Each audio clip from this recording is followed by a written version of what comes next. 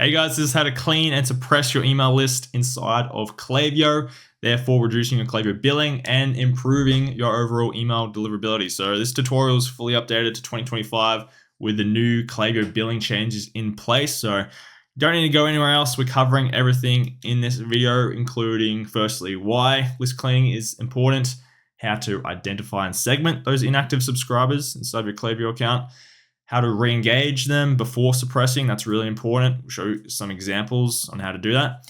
How to actually suppress those contacts, how we can actually get your Klaviyo billing down, and then just a common FAQ like how often should you actually clean your email list. So if you don't know me, my name's Kieran. I'm Compound Flows. I actually specialize in Klaviyo, email, and SMS marketing for e-commerce. Got a bunch of social media links if you want to find me in the description. And here's a bunch of results we have generated just these last 4 months even. This is over a full year, but yeah, hopefully that shows you we're somewhat competent on the topic. So yeah, by the end of this video, you know how to properly segment and suppress these inactive subscribers, leaving you with a pristine, clean list of only active email subscribers that want to buy from you and don't clog up your system. So again, this will improve your email deliverability, therefore overall revenue, but it will also save you anywhere between 200 to over 5,000 USD per month. And the best thing is you can implement this today. So yeah, stick with me, watch right until the end of this video. This will be well worth your time. Grab a coffee if you need it, and yeah, let's get into it. So why is list cleaning important? So a bit of a crucial routine that a lot of people forget to do. But hopefully this will show you a bit, why you should take it a bit more seriously than if you've currently forgot about it, as a lot of people do. But a lot of founders are really hesitant to clean out the email list, especially after all the money and time you've spent building it, all these ads that you've been paid, all this website traffic that you've collected through your pop-up.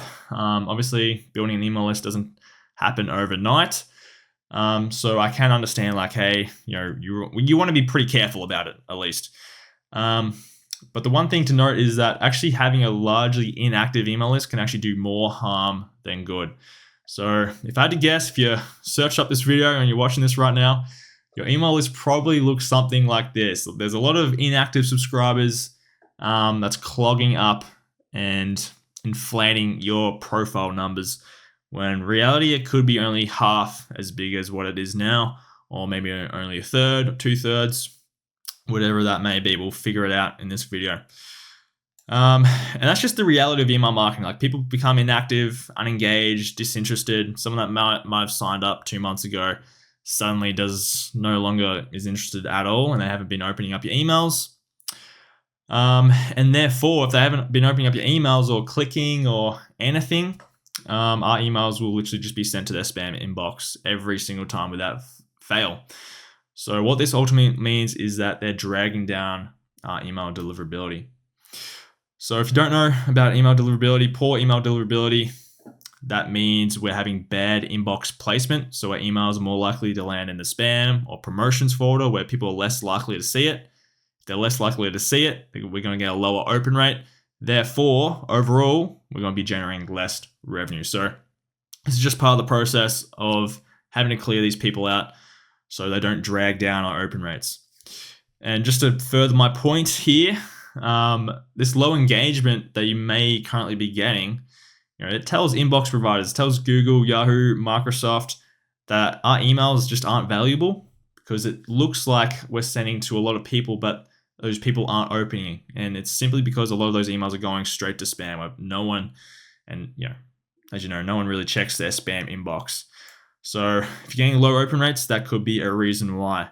However, when we clean our email list, it removes dead weight, proves our sender reputation with Google, Microsoft, Yahoo, and it ensures that our emails actually reach the people that are more likely to engage and more likely to be interested and buy from us. And therefore, if we just clean out that email list, we're hitting the inbox more often, getting a better open rate, a lot more people opening up our emails. So, common misconception again, we don't actually need to delete these profiles from a system. We're just suppressing them. And that means we're not actually deleting their data and information attached to their profile. So we'll still be able to gather those analytics and all of that. We're still able to track the customers. But when we suppress people in Klaviyo, what that means is that we're merely just blocking them from receiving any further emails, whether that be a flow automation or a campaign that we send. And yes, it's not the end of the world. We can actually still segment these people and unsuppress them if we need to. But the most important part is that Klaviyo will not bill you for suppressed members on your email list. So you can suppress everyone, and therefore your Klaviyo bill will just go straight down. You can suppress as many people as you want. So how to segment these inactive subscribers? This is probably the most important part. So how do we actually find these people in our email list? Because they're everywhere. So let's actually define inactive. So if you don't already know, with Klaviyo's new billing, it's best to target anyone that's inactive for the last 90 days. Some people do 120 days, but personally, we like to keep it nice, a bit more aggressive, and keep a bit more on top of it and make sure it's more so 90 days. So if someone hasn't interacted with your brand at least once in this time period, in that 90, maybe even 100-day stretch, it's more to say that they're no longer interested in our emails. So it's best to segment these people out. So usually this is what I recommend for everyone, is creating a segment that is anyone that's opened an email 0 times in the last 90 days, and make sure this is and clicked on an email 0 times. Sometimes Klaviyo's profile segmenting can slip a little bit, especially if you have a lot of profiles. So obviously if you think about logically, like, how are they supposed to click an email 0 times if they haven't opened it? But it's just like a double measure type of thing. We also like to be anyone that hasn't been active on this site 0 times as well. Has received at least 15 emails in the last 9 days. So that makes sure we're not segmenting people out that's just subscribed into the email list and haven't really had a chance to receive any emails yet. And anyone that can currently receive email marketing, meaning aka they're not already suppressed. So this is kind of what it should look inside of Klaviyo. If you just want to screenshot that, pause the video right there. This is how you would want to set it up. But the most important part is to make sure this is and. You're switching this part to and, not or. Otherwise, you could get in a lot of trouble and segment a lot more people than you should be. So make sure this is all and, because we want to make it nice and strict for people that are really, really inactive. So go create that, call it like 90-day unengaged list. And yeah, just go do that now. If you want to get a bit more aggressive on it, there could also be a fair chunk of subscribers. And this is a little trick that you can do. So there could be a fair chunk of subscribers that have been on your email list for a long period of time, open one email here and there, but has never actually made a purchase. So again, you could argue that these people also are a bit of dead weight. So you want to be segmenting anyone that has subscribed over a year ago, but has still placed orders 0 times over all time. So we'll get to just in a sec how this creates a unique opportunity where you could reach out to these subscribers with a unique offer. But just in terms of building the email list right now, this is how you want to build it out. So again, take notes of that. Placed orders 0 times over all time. Subscribe to email marketing at least once before, and then you'll just go like a 365 days back or longer, depending on what you want to do. But yeah, that's how you build that one out. Get back to that in just a second. So another thing that could be an issue is maybe your account has had a bot attack. So this can happen. I've seen usually with anyone that does like giveaways and things like that. Someone might release a bot attack to try to rig the giveaway. So that's not too great. So you do want to be, firstly, you should already realize that there's a lot of unusual influx of profiles coming into your system. That'll be the first sign of a bot attack. And if so, you want to be looking over the email list and seeing if you see any trend of like support or info email addresses or anything that kind of repeats itself, that kind of just looks fake. Like there's too many profiles with the same naming convention in it. So what you want to do here is create a segment that kind of looks like this. Properties about someone, email, contains the text. And then whatever word you're seeing pop up a lot of times in these email addresses, you just want to put that in there. So change that variable out. Again, sometimes it's support, sometimes it's info. It could be something completely different. But that's how you segment those bot attacks. And really, there's no reason why you shouldn't be suppressing these profiles, because again, they're not actually going to be interacting with your emails at all. So if this has happened to you, I would do this ASAP and suppress those people straight away. However, I want to hold your horses, because before we actually suppress that 90-day engaged list or those people that haven't made a purchase ever, we still want to give these people a bit of a chance before we just completely suppress them and send them off into the abyss. So what we want to do is send out a plain text email. So with that inactive profile segment that we've just created, you want to send, like a plain text email from either the founder or the team, make it a bit more personal. But why do we want to do plain text? Well, it has a higher chance of landing in the primary inbox as opposed to a graphic email with a lot of links and images. That has a bit more chance to land in the promotions box where they're less likely to see it. So the aim here with this plain text email is, firstly, for them to see it. But also if we can promote them to reply back to the email, what that is going to do, it's going to tell Google, Yahoo, that, hey, a lot of people are really interacting with this email. So in terms of email deliverability, like the best thing a person can do is to actually reply back to that email. That's really going to boost your email deliverability, and make sure that the sender address pops up in their email inbox the next time we send an email. That's like the best thing that they can do, other than clicking and opening up your email. But overall, if they simply just open up the email, that will also automatically bring them out of that inactive segment and back into your normal 90-day, 30-day, 60-day engaged list. So it's going to automatically segment people out of that inactive subscriber list that you just created and put them back into the 90, 60-day engaged list. But at the same time, we still want to request for a reply here. So this is a pretty good example that you can almost like copy. So again, you just want to be personalized, like, hey, first name, or hey there, we haven't seen you around in a while. Here at da-da-da-da, we're all about da-da-da-da-da. If we're not delivering the content, we say, but we also don't want to keep sending emails if you're no longer interested. So we want to call them out a bit and just acknowledge that, you haven't been opening up our emails lately. Like, are you no longer interested? If we're coming off a little strong, feel free to update your preferences here. But again, you're giving them the other opportunity. If you are still interested, we'd love for you to stick around. Just reply with a big yes to let us know you're here. So that's us promoting the reply. Otherwise, won't bother you again. No pressure either way. Hope to see you when you're ready. So again, we're promoting the reply. That's going to boost email deliverability and also boost that particular recipient. Because if they reply, then they're going to have the next time we send an email to them, we're gonna land straight into their primary inbox every single time. So we're just giving them an opportunity. Obviously, if they don't open up this email over the next 4 or 5 days, then they're gonna stay in that inactive segment. So a second example would be this. So this one, we're kind of giving them away a discount.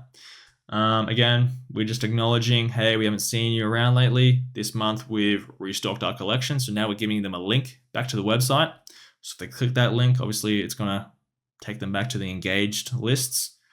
Talk about the savings. We're trying to just like pique their interest back into the thing. Because remember, these people haven't opened up an email from us in the last 90 days or 120 days.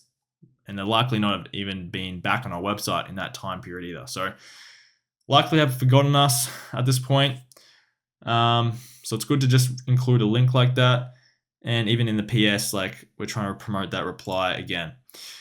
So one thing I have found when doing a lot of these re-engagement campaigns, because I tell you what, we've done a lot lately with people just starting up with email marketing as well that have just built out an email list. What you want to do in these emails is, instead of just asking them to do something like reply. It's also good just to like soften the blow a bit and just give them out like a discount code, or give them out, like the welcome 10 code, or whatever you guys have on offer. Because these people are already pretty disinterested, likely to just unsubscribe anyway. But I have noticed if we give them something, if like we give them a small discount or something like that, it kind of like softens the blow, kind of like softens the unsubscribes in a way. So I don't know, try it out. That's just what we've seen is working really, really well, because they're already a bit disinterested. If they see like a brand name pop up in the inbox that they haven't seen in the last like 3 months, then they're probably just going to be like, who is this? Delete. So if we can pique their interest in any way, like a discount code, that's always good to do. Now, going back to that unique opportunity I was talking about just before with the segment that you've created of people that subscribed over a year ago but have never made a purchase, this is a really good email to send, just as like a normal campaign even. But yeah, you want to call them out. Again, by this time, remember, if you've had, they would have originally signed up for a welcome discount or some type of offer on your pop-up. So what you can do is still use that, or maybe even a stronger offer slightly, just to get them over the line to make their first purchase. So these are people that still haven't made a purchase at all. And they've likely just completely forgotten about signing up and what the sign up offer was. So you can really just use the same one that's currently on your website right now. Again, we just want to acknowledge that, call them out. Hey, it's been a while since you signed up and we noticed you haven't made your first purchase yet. We'd love to change that. Consider this your invitation to finally da-da-da-da-da, and we'll cover 10% off your first order to make it even easier. Use code Darwin10 at checkout, see what you've been missing out on, and just provide a link just like that. So again, that's a good example I would send out to these email subscribers and see what happens. Because again, once you get someone to convert into a purchase or a customer, they're more likely to come back. So it's in your best interest to do this. Just a neat little trick, I guess. So moving on, how to actually suppress these inactive contacts. So if they still haven't opened up an email from those last chance campaigns that you've sent out, give it a good 4 to 5 days for them to try and open up that email. If after that time they still haven't opened and they're still in that inactive segment, then yeah, it's time to start suppressing. So it's very, very, very simple. All you need to do is go over to your lists and segments tab right here.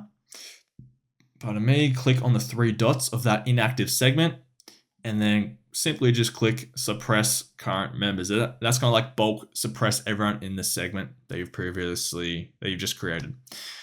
And again, just a bit of a side note, this won't affect your analytics or any profile data. It's all still going to be there. We're just blocking these people from receiving any more emails and reducing our Klaviyo billing. So let's get on to that. Reducing Klaviyo costs. Again, by suppressing these profiles, we are now reducing the number of active profiles, and therefore we can decrease your Klaviyo billing. So now that we've removed that dead weight, you can go to the billing tab in your settings, in your Klaviyo account, and basically you want to make it so, and sorry, bit of a side note, when you're actually suppressing those people, it may take like a couple minutes for all the data to come through. So give it like 10, 20 minutes and you should be good to go. So go head over into your billing tab, and basically you just want to make sure there's a bit of a wiggle room here. So just like the tier above what you currently need for your active profile. So whatever you got left over, just have it a little, just a tad above, and that should be where your Klaviyo billing should sit. However, you also want to calculate your campaign send. So it's a bit of a nuanced situation, and it's going to be different for every store, but this is basically what we do to try to calculate this. Because the other thing is, the second part of this is also the amount of email sends that you're doing each and every month. So you want to kind of predict this and calculate it on how many email sends you're expected to do in a month. So the first step to do this, So basically what you want to do is you want to multiply the amount of campaigns you're going to send in a month by your main sending segment. So hopefully, if you watch some of my other videos, you should know your main sending segment should be like your 60 or your 90-day engaged list. And for this example, we've got 20,000 subscribers in our 90-day engaged list, and we send about 12 campaigns per month or 3 per week. So that should end up around 240K email sends available. Plus, you want to make room for a few extra thousand or however for your flow email sends as well. So in this example, again, we've got about 20,000 in our 90-day engaged list, which will equal about 240,000 email sends. Plus, we just want to give a buffer here for those flow emails as well. Again, in most cases, it's best to give Klaviyo a little wiggle room here because, I repeat, you do not want to cap your email sending because if this bar gets to the very end, it caps it out before your Klaviyo billing cycle resets. That's actually going to start blocking your flow emails from being sent out. And if you don't know anything about flows, you know your flow emails are very highly valuable because they're so intent based. They have a much higher chance of converting a customer, like your abandoned checkout email, for example, than just a regular campaign that you send. So please give some wiggle room here from Klaviyo. I know they're pretty aggressive on their billing already, but just make sure you're not capping out on this measurement here, because that will block your flow emails, and that's just a disaster, especially if you're not aware. So how often should you clean your email list? Well, pretty simple, but just do it monthly. Depends how big your store is at the end of the day, but for best practice, just do it every month, especially if you're a store with over 50K profiles in your email list. But yeah, just do it monthly. Just keep it regular. Keep it a thing to do just every month. You can also set up a simple sunset unengaged flow to help automate this process as well. If you want to see me create that and do a full tutorial, just let me know in the comments, and I'll be more than happy to build that out. But yeah, guys, thanks for watching. Hopefully that was valuable. If you have any questions whatsoever, drop them down in the comments. If you want to work with me, it'll be the first link in the description. Thanks again, and see you in the next one.